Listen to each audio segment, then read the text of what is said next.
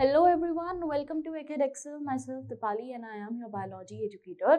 और बच्चों आज हम लोग कंटिन्यू करने जा रहे हैं हमारा जो चैप्टर चल रहा था that was origin and evolution, उसको हम लोग कंटिन्यू करेंगे। तो इस सीरीज के अंदर प्रारंभ के अंदर तुमने अभी तक जितनी चीज़ें पढ़ ली है वो तुमने पढ़ लिया है कि भाई लेमार्क क्या बात बोलता है, डार्विन क्या बात बोलते हैं, और यही सारी इवोल्यूशनरी बेसिस को देखते हुए हमने नेचुरल सिलेक्शन भी पढ़ लिया है ना। अब बात ये आ रही है कि ऐसा भी बोला जा रहा है कि यार नेचुरल सिलेक्शन, अगर स्पीशीज अपने आप को नेचुरली सेलेक्ट कर रही हैं तो उस पर यह भी बात बोली जा रही है कि फिर क्या क्या एक कांस्टेंट या इक्विलिब्रियम मेंटेन हो सकता है, क्या एक इक्विलिब्रियम मेंटेन हो सकता है? यस ऑफ कोर्स हो सकता है। मैंने लास्ट क्लास में बताया था ना बेटा कि अगर मान लो मैं जेनेटिक वेरिएशन ना लाऊं, है ना, जेनेटिक वेरिएशन मतलब क्रॉसिंग ओवर ना करवाऊं, अगर मैं म्यूटेशन ना लेके आऊं, सुनना ध्यान से, अगर मैं जेनेटिक वेरिएशन ना करवाऊं, मैं म्यूटेशन ना लेके आऊं, मैं जो है इवोल्यूशनरी कुछ चीज, मतलब बेसिकली ऐसा समझना कि जो चीज जैसी है स्टैटिक ही है, वो चीज ना मूव हो रही है ना उसमें कुछ डिफरेंसेस आ रहे हैं, वो चीज वैसी की वैसी है। भाई अगर वैसी की वैसी ही रहेगी तो उसको हम थोड़ा ना इवोल्यूशन कहेंगे, तो स्टैटिक हो गया। और यही चीज बोली गई थी कि भाई जो चीज स्टैटिक हो जाएगी ना, एक सीध में आ जाएगी, तो इसी को हम कहते हैं स्टेबिलिटी का graph.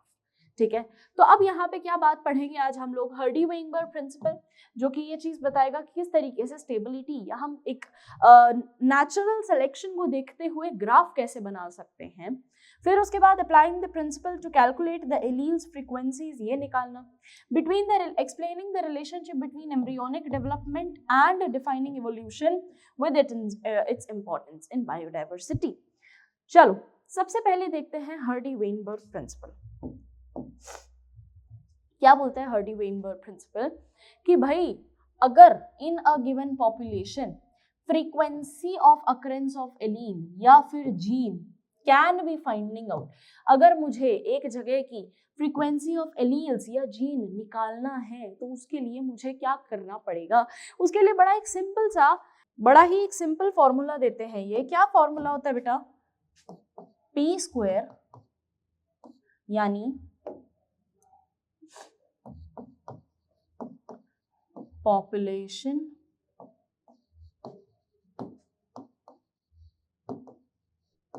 population density of dominant allele, second q square population density of recessive allele, third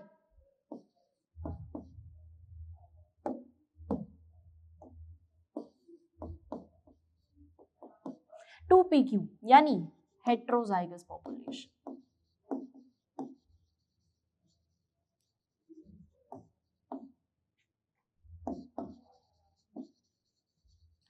ये दोनों होमोजाइगस की बात कर रहे हैं, होमोजाइगस डोमिनेंट, होमोजाइगस रिसेसिव, पर यहाँ पे बात हो रही है हेट्रोजाइगस की।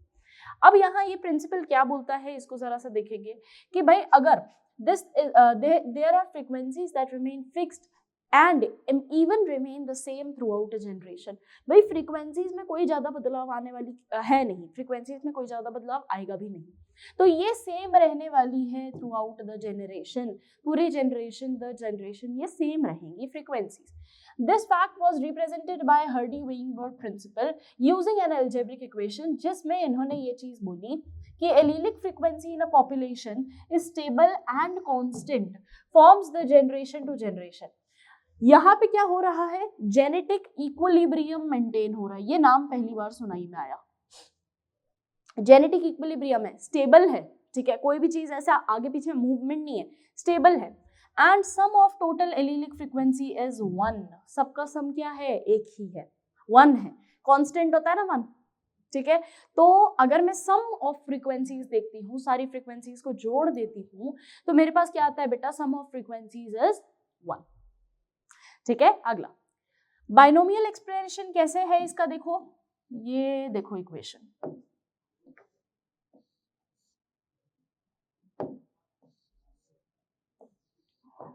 क्या बोल रहा है, p प्लस क्यू का whole square equals to p square, p plus Q का whole square equals to p square plus 2pq plus q square. और ये ऐसे ही नहीं निकला है, ये चीज कैसे निकाली गई,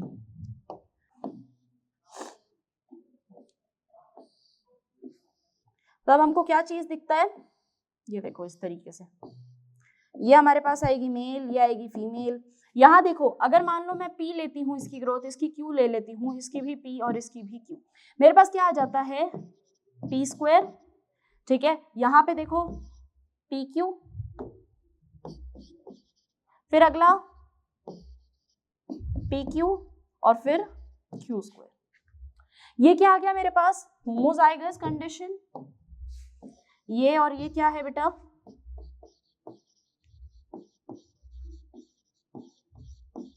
होमोजाइगस कंडीशन, जबकि ये क्या है 2pq, heterozygous condition, heterozygous condition. Clear, yes, done, समझ में आ गई बात। चलें आगे। अब देखो हो क्या रहा है, बायनोमियल एक्सप्लेनेशन किस तरीके से दिया है इस चीज का कि भाई अगर p square p plus Q square है, इसको हम अगर लिखते हैं तो देखो p और q क्या रिप्रेजेंट कर रहा है बेटा, frequency of allele a and allele small a मतलब रिसेसिव एलील और कैपिटल A मतलब डोमिनेंट एलील। तो वही चीज हमने लिखी, यहाँ डोमिनेंट एलील शो होता है p से और q से कौन शो हो रहा है, रिसेसिव एलील, और दोनों ही होमोजाइगस, ठीक है। वहीं पे 2pq क्या दिखा रहा है, हेट्रोजाइगस पॉपुलेशन। Clear, done. चलो नेक्स्ट आता है the frequency of capital A individuals in the population is simply p square ही लिखा है हमने कि भाई अगर मान लो यहाँ पे p और p लिखूं मैं, इसको मैं कैसे लिख सकती हूँ, p, इसको p स्क्वायर भी तो लिख सकते हैं, तो इट्स नथिंग एल्स, एक ही चीज है ना, दोनों ही एक चीज है। चलो अगला, this is simply stated in another way, that is the probability that allele A with frequency of p appears on both the chromosome of diploid individual is simply the product of probabilities, that is p square, ठीक है।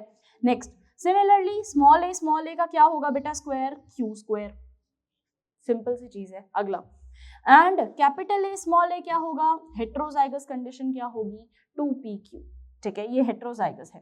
तो इसीलिए हमारे पास पूरी एक ये equation आ गई। और अब हम ये देख रहे हैं कि अगर मान लो डोमिनेंट एलील है और रिसेसिव एलील है और हेट्रोजाइगस कंडीशन भी है, तो इन तीनों को स्टेबल किया जा सकता है। ये तीनों ही किसके इक्वल होंगी, 1 कांस्टेंट, ठीक है, ये तीनों ही स्टेबल होंगी। When frequency is measured, the actual value varies, then they indicate the extent of evolutionary changes. But भाई ऐसा possible है क्या कि मैं कोई भी जो है चेंजेस ना करवाऊं, इज इट पॉसिबल, सोच के देखो, क्या ऐसा पॉसिबल होगा। अगर नई स्पीशी बन रही है तो ऑब्वियस सी बात है ना, क्योंकि जो क्रोमोसोम्स होंगे उसमें क्रॉसिंग ओवर होगा, है ना। अब अगर क्रॉसिंग ओवर होगा तो वो क्रॉसिंग ओवर से क्या होगा, वेरिएशन आएगा। तो ये तो ऑब्वियस बात है कि ऐसी चीज होगी, है ना, ऐसी चीज तो होगी। तो यही चीज हम यहाँ बोल रहे हैं कि कभी भी ना ये स्टेबिलिटी मेंटेन नहीं कर सकता। अगर तुम सोच रहे हो कि भाई कुछ ना हो स्टेबल रहे ग्राफ, तो वो नहीं हो सकता। बट स्टिल ये चीज जरूर उन्होंने बोली कि अगर मैं एक फ्रीक्वेंसी लेती हूँ ऑफ डोमिनेंट एलील, एक फ्रीक्वेंसी लेती हूँ ऑफ रिसेसिव एलील और एक फ्रीक्वेंसी लेती हूँ हेट्रोजाइगस, यानी दोनों का मिश्रण, तो मेरे पास कांस्टेंट आ जाएगा, सिंपल, ठीक है। चलो अगला, changes of frequency in the allele Hardy Weinberg equilibrium में बताया है in the population result due to evolution. ये चीज क्यों हो रही है, ये इवोल्यूशन के कारण हो रही है। ये हर्डी-वेइनबर्ग इक्विलिब्रियम बोलते हैं, है ना। इक्विलिब्रियम मतलब स्टैटिक, कांस्टेंट,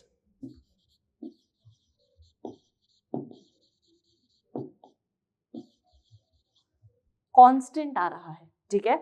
चलो okay, so factors that affect the Hardy Weinberg principle. अब कुछ तो चीज होगी जो इसको सही से नहीं चलने देगी, ऑफ कोर्स होती है। क्या चीज है, जीन माइग्रेशन और जीन फ्लो। अगर मान लीजिए हम ये देखते हैं कि जीन माइग्रेशन मतलब क्या हो रहा है कि जीन अगर प्रॉपर तरीके, जीन माइग्रेशन मतलब exchange of genetic material,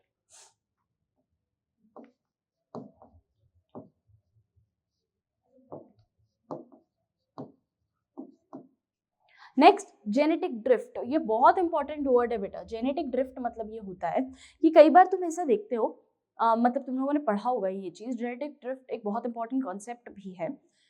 population एक जगह की, ठीक है, बाय एनी रीजन अगर उस एक जगह की पॉपुलेशन दूसरी जगह जाके रहने लग जाए, है ना, वहाँ पे वो ही एनवायरमेंट कंडीशंस के अंदर वो एकदम ढल जाए, तो धीरे धीरे क्या होने लग जाता है कि ये जो पॉपुलेशन ए वहाँ गई थी और वहाँ रहने लगी थी, तो तुमको ये दिखेगा कि धीरे धीरे वो वहीं की बनती गई, है ना। मतलब कहने का मेरा ये है कि अगर मान लो मैं बोलती हूँ पॉपुलेशन ए और पॉपुलेशन बी, डिफरेंस क्या होगा कि अगर पॉपुलेशन ए को ले जाके या मैं ए को इन्वायरमेंटल कंडीशन बी जैसी दूं, है ना, ए को इन्वायरमेंटल कंडीशंस बी जैसी देती हूँ अगर मैं, तो क्या होगा बेटा, वो जो एरिया है उस एरिया में पॉपुलेशन में चेंजेस आएगा किसी भी तरीके से। अगर मान लो जैसे ना ये पूरा लैंड एरिया पहले एक साथ हुआ करता था, ठीक है, या हम ऐसा बनाते हैं, एक आइलैंड था, ये पूरा आइलैंड पहले एक जैसा हुआ करता था, बहुत आराम से इसमें पेड़ पौधे भी लगे रहते थे और है ना बहुत अच्छा जो है ये आइलैंड आरामदायक था, ठीक है। यहाँ कोई स्पीशी ए ग्रो होती थी,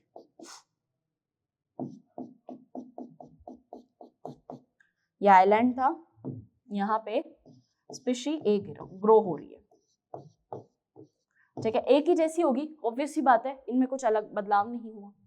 सडनली एक दिन क्या होता है कि मैं बीच से नदी बह जाती है, या किसी कारणवश ये जो दोनों आइलैंड है ये दूर दूर हो जाते हैं, ये दूर दूर हो जाते हैं, चलो भाई ये अलग अलग हो गए, सेपरेट हो गए, by any reason, by any mutation, by any cause, ये दूर दूर हो जाते हैं। और क्या हो रहा है कि ये वाला जो आइलैंड है ये उठ के इधर की तरफ थोड़ा सा और दूर आ जाएगा, ठीक है। मान लो ये आइलैंड थोड़ा और दूर आ जाए, थोड़ा और दूर आ जाए, यानी ये वही आइलैंड है, ये वही आइलैंड है बेटा, ठीक है। इस आइलैंड को मैंने थोड़ा और दूर बना दिया। अब जब ये पानी की लहरों से बहता हुआ इनके बीच में पानी आ गया, ठीक है, अब तुम देख रहे हो यहाँ डिस्टेंस इंक्रीज हो गया, दोनों आइलैंड के बीच में डिस्टेंस इंक्रीज हो गया, तो अब यहाँ पे जो स्पीशी ग्रो करेगी ना, वो पहले वाली से धीरे धीरे, एकदम से नहीं, एकदम झटके से नहीं होगी ये चीज, बट स्लोली इन लोगों में चेंजेस आएगा। कैसा चेंजेस आएगा, मान लो यहाँ पे जब दोनों साथ में रहते थे, यानी दोनों आइलैंड्स जब जुड़े हुए थे, यहाँ पे टेम्परेचर जो होगा, मान लो गर्मी होती थी, ठीक है। अब धीरे धीरे क्या हुआ, इस तरफ जैसे ही आने लगे, यहाँ का टेम्परेचर जो था थोड़ा सा लो था, यहाँ पे टेम्परेचर थोड़ा सा हाई था, वहां इंक्रीज टेम्परेचर था, यहाँ डिक्रीज टेम्परेचर था, ठीक है। तो अब यहाँ जो लोग, जो नई स्पीशी, जो नए यूथ ग्रो होगा, वो अलग ही तरीके का, यानी अलग ही उनमें वेरिएशन दिखेगा। बर्ड्स जो होंगी, जो ऑर्गेनिजम्स होंगे, जो प्लांट होंगे, वो ऐसे ग्रो करेंगे जो कम टेम्परेचर में सरवाइव कर सके, है ना। वहां ऐसे पेड़ पौधे ग्रो होंगे जो ज्यादा टेम्परेचर को बर्दाश्त कर सके, उसमें सरवाइव कर सके। समझ में आ रही है बात। अगर यहाँ पे ज्यादा टेम्परेचर वाली चीजें सरवाइव हो रही है, तो यहाँ कम टेम्परेचर वाली चीजें सरवाइव होंगी। So by any reason, by any mutation या फिर natural calamity,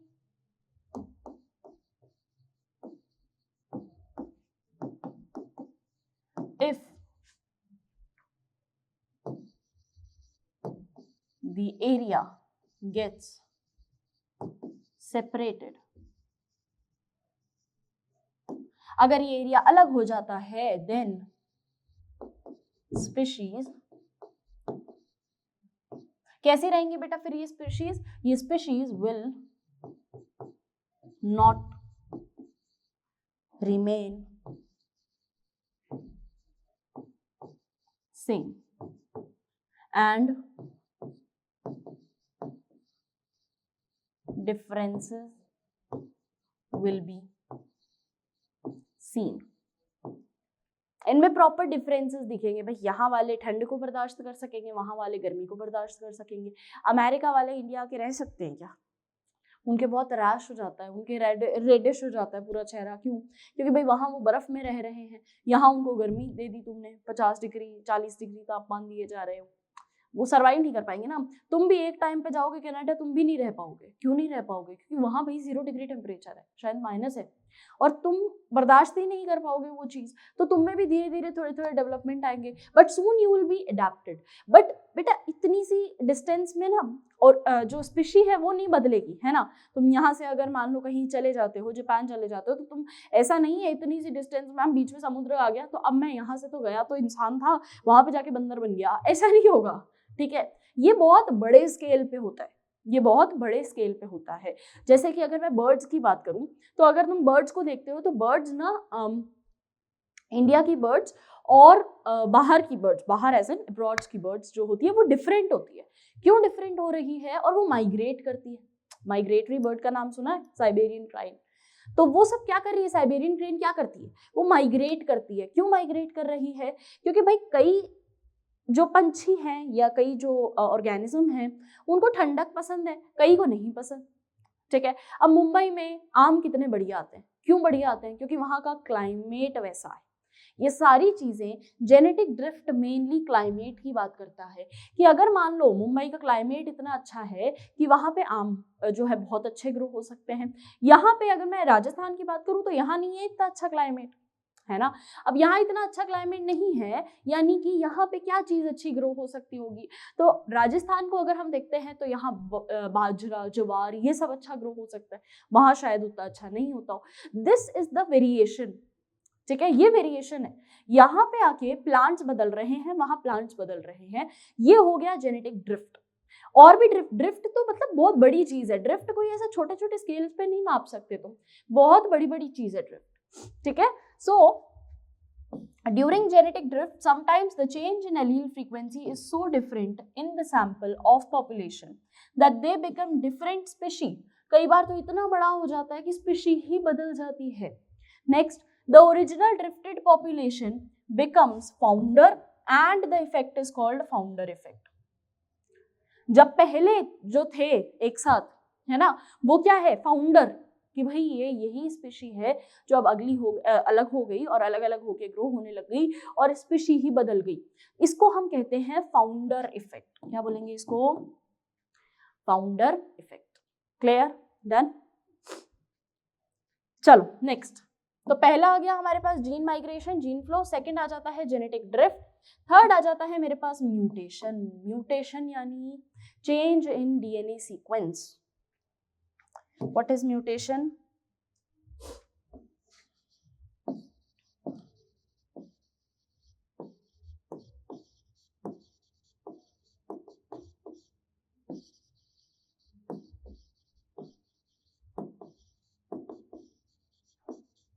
change in DNA sequencing, है ना। डीएनए के सीक्वेंस में चेंज हो जाना, भाई ए का टी, टी का सी, सी का जी, चेंज हो जाना, दिस इज म्यूटेशन। म्यूटेशन किसी भी तरीके का हो सकता है, point mutation, frame shift mutation, inheritance में बात की थी हमने, है ना। तो उस म्यूटेशन के कारण भी हर्डी-वेइनबर्ग प्रिंसिपल अफेक्ट होगा। ऑफ कोर्स होगा भाई, यार म्यूटेशन से कैसे नहीं होगा, तुम मुझे ये सोच के बताओ। अगर कोई स्पीशी म्यूटेट हो रही है तो ऑब्वियस सी बात है ना, वो ग्राफ मूव तो करेगा कैसे ना कैसे, है ना, तो वो मूवमेंट दिखाएगा ग्राफ। अगला आ जाता है मेरे पास जेनेटिक रिकॉम्बिनेशन। पढ़ा था जेनेटिक रिकॉम्बिनेशन की एक नया वेराइटी डेवलप हो जाना, ये भी कहीं ना कहीं जो है exchange of gene, genetic recombination pachytene stage से लिंक्ड है ड्यूरिंग सेल डिविजन। ठीक है, अगला नेचुरल सिलेक्शन। भाई जो चीज अगर नेचुरली सिलेक्टेड है इक्विलिब्रियम मेंटेन कर सकती है, पर अगर जो चीज नेचुरली सिलेक्टेड है ही नहीं, वो किस तरीके से इक्विलिब्रियम मेंटेन करेगी और क्या करेगी अपने सर्वाइवल के लिए? चलो देखते हैं। ओके, ये हमारे पास आते हैं कुछ ग्राफ। क्या रिप्रेजेंट कर रहे हैं ये रिप्रेजेंट कर रहे हैं बेटा स्टेबिलिटी को। ये किसको रिप्रेजेंट कर रहे हैं? स्टेबिलिटी को। अगर तुम देखो तो नेचुरल सिलेक्शन में ये चीज बोली जाती है कि भाई अगर एक्सट्रीम्स हुआ, एक्सट्रीम को नेचुरल सिलेक्शन रूल फॉलो नहीं करता। एक्सट्रीम्स पे नेचुरल सिलेक्शन काम नहीं करता, ठीक है। नेचुरल सिलेक्शन कहाँ काम करेगा? मीन पे, बीच में, ये बीच वाला एरिया जो है ना, मीन वाला एरिया जो है ये वाला, इस पे नेचुरल सिलेक्शन काम करता है बेटा, ठीक है। ये एक्सट्रीम्स है, दीज आर एक्सट्रीम, ये भी एक्सट्रीम है। जबकि ये सेंटर में कौन आ गया अपने पास? Mean value. अब तुम देखो स्टैंडर्ड ग्राफ है ये फर्स्ट वाला, ये यहाँ पे लिखा होगा, देखो स्टेबलाइजिंग, स्टेबल ग्राफ, ये स्टेबल ग्राफ है। ये एक्सट्रीम पोजीशन है जहां पे देख रहे हो पॉपुलेशन कम होती जा रही है, फिर यहाँ पे एक्सट्रीम पोजीशन है, पॉपुलेशन कम होती गई। यहाँ देखो एकदम नॉर्मल है, पीक है ना, यहाँ पीक है एकदम, क्योंकि peak gets higher and narrower, क्योंकि जैसे जैसे जो एक मीन टेम्परेचर, मीन क्लाइमेट होगा, बीच का क्लाइमेट होगा, वो ये बर्दाश्त कर लेगा, ठीक है, इससे ज्यादा नहीं। अगला नेक्स्ट आता है हमारे पास ग्राफ, कौन सा बेटा? डायरेक्शनल। डायरेक्शनल यानी क्या होगा? एक तरफ मूवमेंट शो कर सकता है, पीक जो है वो एक तरफ मूवमेंट शो कर सकती है, ठीक है। इसका अभी अपन एग्जाम्पल समझेंगे, एक मॉथ का एग्जाम्पल था इसमें, एक मॉथ का एग्जाम्पल है इंडस्ट्रियलाइजेशन का,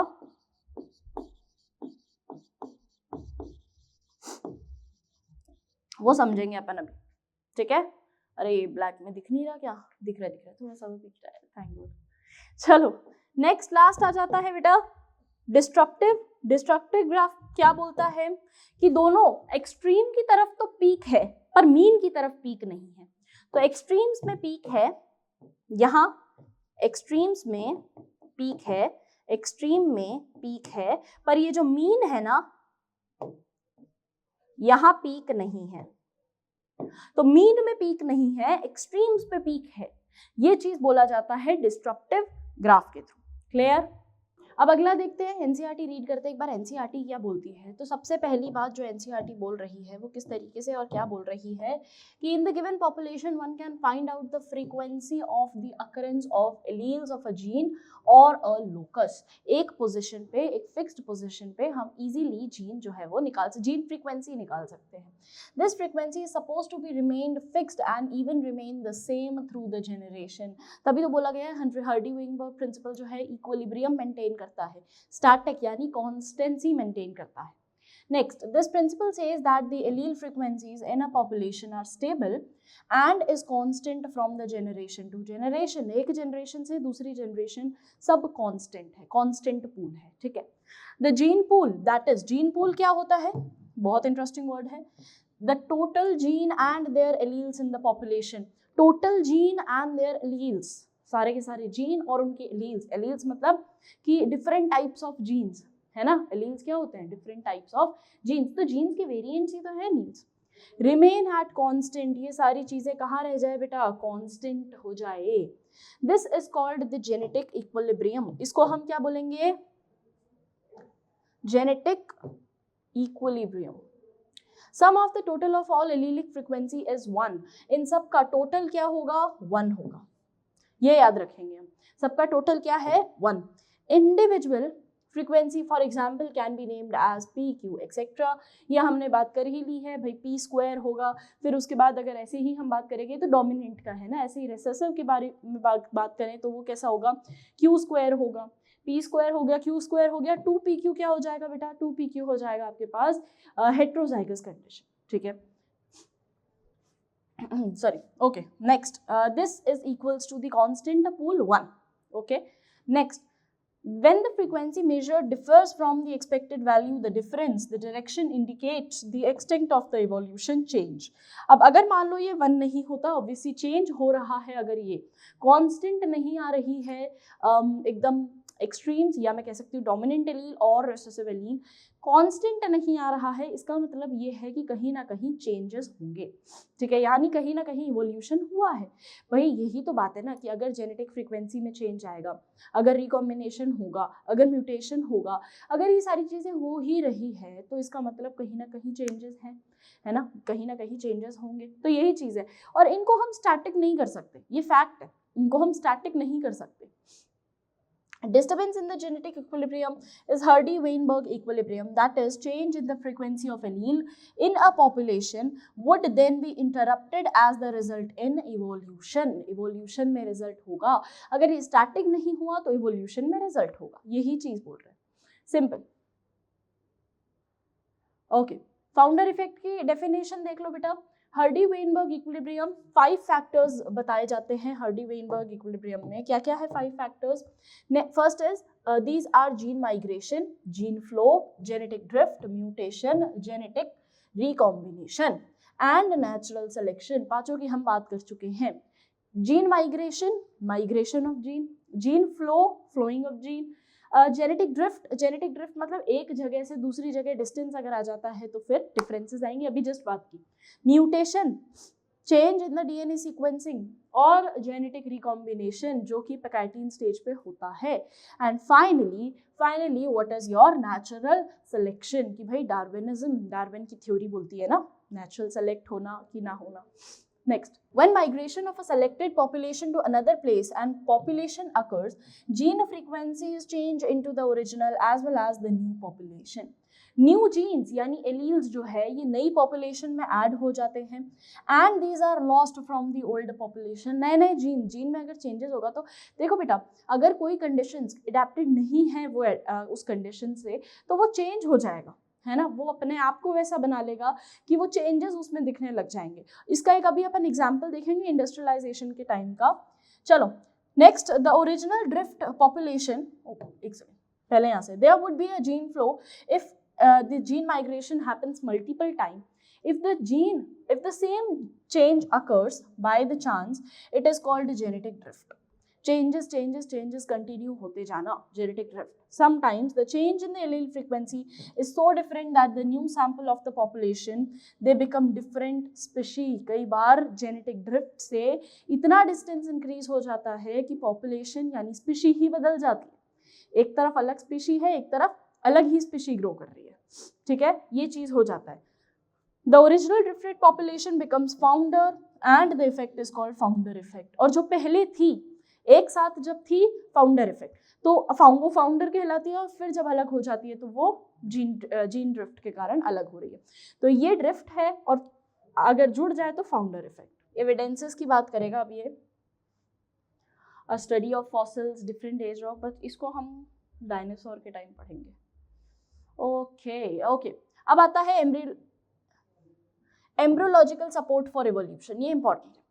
क्या बोलता है, किसके थ्रू दिया गया है? अर्नस्ट हैकेल के थ्रू दिया गया है। एक और थ्योरी आ गई है, based on the observation of certain feature during the embryonic stage common to all vertebrates, है ना, कि एम्ब्रियोनिक स्टेज में कुछ चीजें प्रेजेंट है पर वो एडल्ट में आते आते एब्सेंट हो जाती है, गायब हो जाती है। ये चीज हो रही है कि कुछ चीज जो है एम्ब्रियो में प्रेजेंट है, स्पीशी वही है। जैसे अगर मैं बात करती हूँ फ्रॉग की, तो फ्रॉग का जो लार्वा वाला स्टेज होता है, अब फ्रॉग की स्पीशी अलग है फिश से, बट उसका लार्वा वाला स्टेज कई हद तक फिश जैसा ही होता है।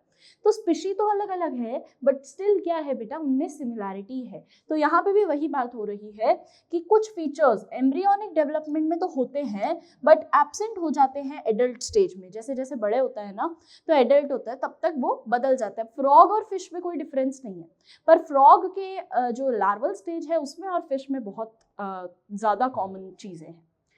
For example, the embryos of all vertebrates includes the human development, a row of vestigial gill slits just behind the head, but it is functional only in fishes. अब देखो सारे ही एम्ब्रियोज, वर्टिब्रेट्स के सारे embryos में Gill slit होता है एकदम fetal stage पे, फीटस स्टेज पे, तो सब में गिल स्लिट है, बट वो दिख किस में रहा है, सिर्फ दिख रहा है फिश के अंदर। तो क्या सारे वर्टिब्रेट सेम ही होंगे? नहीं, ऑफ कोर्स नॉट। तो सारे वर्टिब्रेट सेम नहीं होंगे बेटा, उनमें जो कुछ एक कॉमन चीज है जो दोनों में हो सकती है, दो अलग अलग स्पीशी में हो सकती है, पर ये चीज जरूरी नहीं है कि ये लास्टिंग हो, यानी ये एडल्टहुड तक कैरी फॉरवर्ड हो। ठीक है, okay. Not found in the, however, this proposal was disapproved on the careful study performance by the Carl Ernst Wohlbeer. He noted that the embryos never pass through the adult stage of the other animals. वहीं पे Karl Ernst von bear आए और उन्होंने ये चीज को बोला, पहले तो किसकी थी ये, अर्न्स्ट हैकेल ने ये चीज बोली थी कि भाई जो एम्ब्रियो है ना वो काफी स्पीशीज का सेम है, ठीक है, और फिर वो चीज जो है एडल्ट में कन्वर्ट हो रही है, एडल्ट डिफरेंट आ रहे हैं पर एम्ब्रियो सेम है। फिर उसके बाद हमारे पास कौन आते हैं, वॉन बेयर। उन्होंने ये चीज बोली कि ऐसा नहीं है, एम्ब्रियो जैसा है वैसा ही एडल्ट बनेगा। काफी हद तक दोनों बातें लिंक्ड है, बट दोनों में हल्का सा डिफरेंस ये है कि भाई वॉन बेयर ये चीज बोल रहे हैं कि यार ऐसा नहीं है कि हर बार जो होगा एम्ब्रियो में, मान लो अगर सिमिलैरिटी आ गई तो फ्रॉग और फिश सेम नहीं होगी, उनमें डिफरेंसेस होंगे। ठीक है, ये जो तुमको मैंने एग्जांपल दिया था, अर्न्स्ट हैकेल इस चीज को प्रूफ नहीं कर पाए थे। उनके हिसाब से ये था कि जिसका एम्ब्रियो सेम उसमें एडल्टहुड में ज्यादा चेंजेस नहीं आएंगे, काफी हद तक सिमिलैरिटी ही रहेगी। ठीक है, वॉन बेयर ने ये चीज बोली कि ऐसा नहीं है, एम्ब्रियो अलग है, एडल्ट अलग है, सेम स्पीशी नहीं है। चलो अगला देखते हैं, comparative anatomy and morphology show the similarity and differences among organism. जो अभी दिखते हैं हमको, ये हम बेटा एक बार वापस करेंगे, वापस आएंगे इस पे। ये बेसिकली डेवलपमेंट है डायनासोर्स का। चलो ये इंटरेस्टिंग बात है, टॉपिक इंटरेस्टिंग है। ये एक कहानी है, एक एक्सपेरिमेंट है ऑफ इंडस्ट्रियलाइजेशन इन इंग्लैंड। क्या बोलता है कि एक बहुत अच्छी ऑब्जर्वेशन ऑब्जर्व की गई इवोल्यूशन को सपोर्ट करने के लिए, किस नेचुरल सिलेक्शन को शो करने के लिए। कहाँ पे, इंग्लैंड में। कितने टाइम पे, 1850 में, है ना। क्या चीज बोली जाती है, बिफोर इंडस्ट्रियलाइजेशन, सतयुग। इंडस्ट्रियलाइजेशन के पहले वाले टाइम पे, बिफोर इंडस्ट्रियलाइजेशन क्या होता था बेटा कि भाई पोल्यूशन तो था नहीं, है ना। दो इन्होंने मॉथ लिए, ठीक, दो मॉथ लेते हैं ये, एक व्हाइट और एक ब्लैक, ठीक, जैसा आपको इमेज में डिपेक्ट हो रहा है। एक व्हाइट लिया, एक ब्लैक लिया, यहाँ पे भी व्हाइट और ब्लैक ही है। बिफोर इंडस्ट्रियलाइजेशन क्या था, सतयुग था ना, तो पॉल्यूशन इतना था नहीं, गंदगी इतनी थी नहीं, स्मोक इतना था नहीं, धुआं था ही नहीं। तो इस चक्कर में जो पेड़ वगैरह होते थे ना, इनके जो ट्रंक वाला रीजन होता था, उस ट्रंक पे ना कोई पॉल्यूशन या कोई ब्लैक लेयर नहीं थी कभी भी। ठीक है, तो उस टाइम पे हुआ क्या कि जब कोई ब्लैक लेयर है ही नहीं, तो ये जो व्हाइट कलर वाले मॉथ है ना, ये दिख रहा है कलर, नहीं दिख रहा, ये जो व्हाइट कलर वाले मॉथ है ना, ये मॉथ छुप जाते थे। ये मॉथ जो है, ये पीछे का इतना ज्यादा लाइट बैकग्राउंड होता था कि लाइट कलर उसके साथ कैमोफ्लेज हो जाता था और वो छुप जाता था।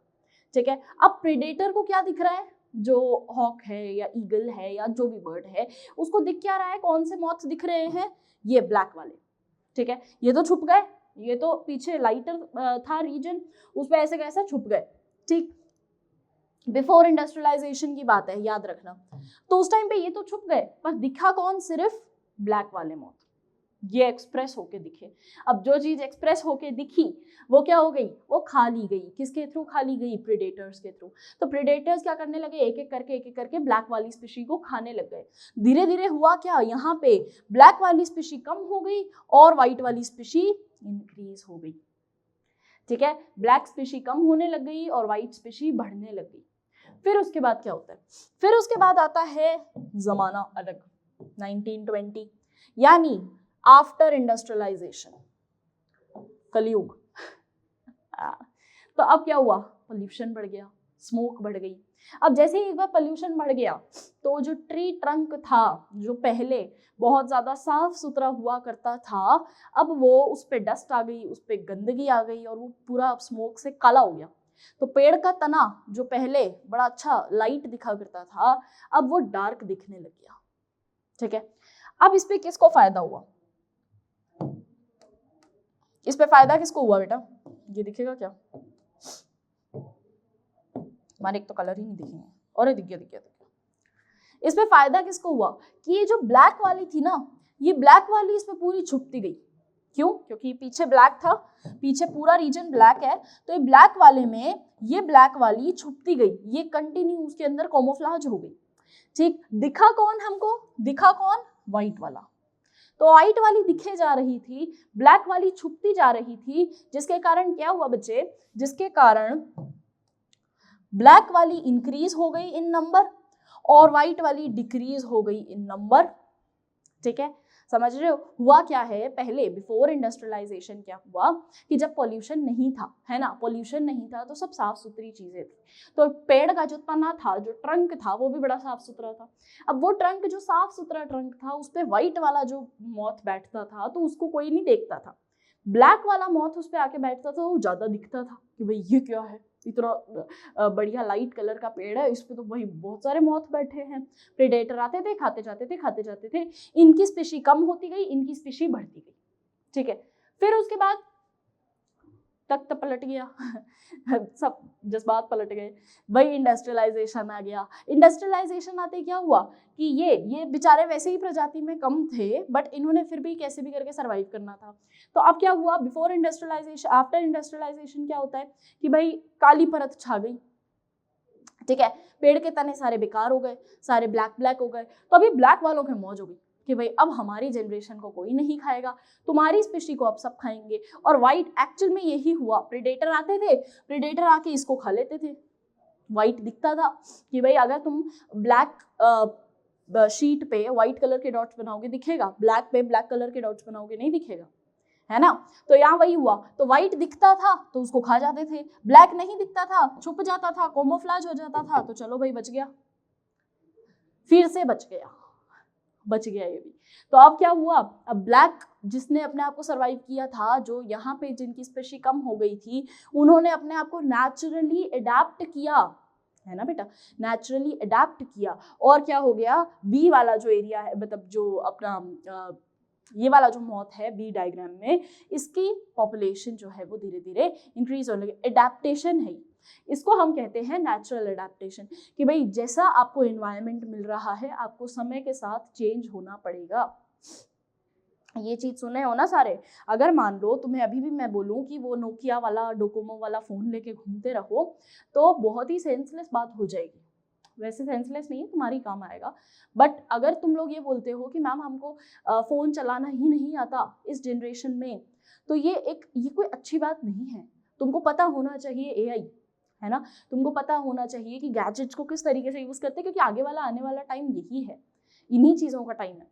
तो आपको समय के साथ बदलना बहुत ज्यादा जरूरी है, बहुत ज्यादा।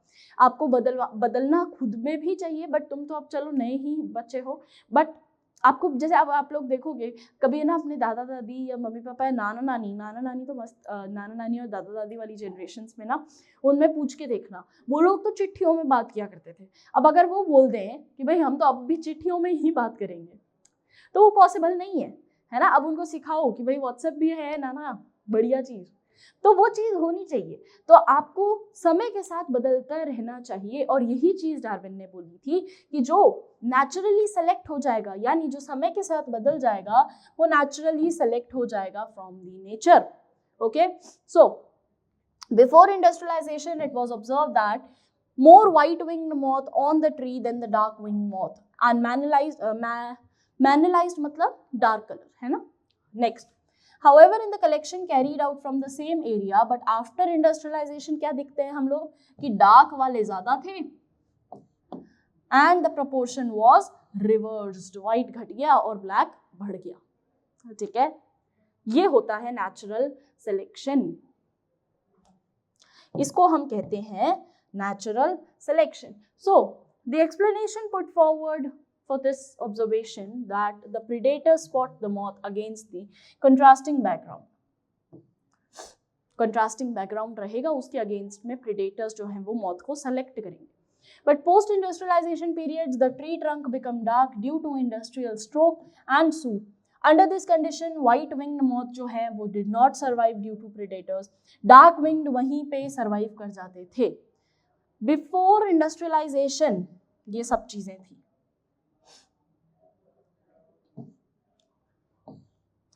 Thick growth of almost white colored lichen covered the trees. In the background, white colored moths survived, but the dark colored moth were picked out by the predators. आराम से उसको निकाल लेते थे. Do you know lichens can also be used for pollution indicators? बेटा lichens वहाँ grow नहीं होते जहाँ pollution होता है. तो lichens एक तरीके से pollution indicators की तरह भी काम करते हैं. ठीक है? Okay, next. They will not grow in the areas, और आंसर भी दे ही रहा है तो सेम से मार्क कर देते हैं. They will not grow in the areas which are polluted. Polluted area में grow नहीं करते. Hence the moth were able to survive camouflage themselves. Hide कर लेते थे अपने आप को background में. फिर उसके बाद क्या हुआ? This understanding supported by the fact that the areas where industrialization did not occur, in the rural areas, the count of the melanin moth was low. भाई अब जहाँ इंडस्ट्रियलाइजेशन नहीं था वहाँ पे अभी भी हमको क्या दिख रहा था कि वाइट वाले ही ज़्यादा हैं. बट जहाँ हमको this shows that the mixed population, those that can better adapt survive and increase in population size. जो बेटर अडेप्ट कर सकते हैं, साइज में प्रॉपर इंक्रीज हो सकते हैं. Remember that no variant is completely wiped out. कोई वेरिएंट पूरी तरीके से नहीं हटेगा. क्यों नहीं हटेगा? क्योंकि कहीं ना कहीं वो चीज़ वहाँ, मतलब अगर मान लो शहरों में ऐसे मौत जो हैं वो कम होते जा रहे हैं, गाँव में भी पोल्यूशन इतना ना हो तो वो वहाँ पे सर्वाइव कर सकते हैं. तो ऑफ कोर्स बात ये है कि कम हो जाएंगे, खत्म एकदम नहीं होंगे अनटिल एंड अनलेस बहुत बड़ी बात नहीं हुई तो. ठीक है? तो खत्म बहुत रेयर कंडीशन पे होते हैं. खत्म बहुत ज्यादा रेयर कंडीशन पे होते हैं बेटा. Next. Similarly, excess use of herbicides हो गया, pesticides etc. has only resulted in the selection of resistant variety in the much lesser time scale. This is also true for microbe against which they employ antibiotics and drugs against the eukaryotic organism or cell. तो resistant organism जो होते हैं cell, उस time पे in a time scale of month, year, not centuries, they are the example of evolution by they are the example by the anthropogenic action. This also tells that evolution is not a directed process in the sense of देखो evolution जो है, हमको Hardy Weinberg principal में evolution directed भी बताया था कि भाई इवोल्यूशन का जो स्केल है ना वो वेराइटी वो अलग अलग हो भी सकता है. एक बार ग्राफ जो है बिफोर इवोल्यूशन चेंज हो भी सकता है.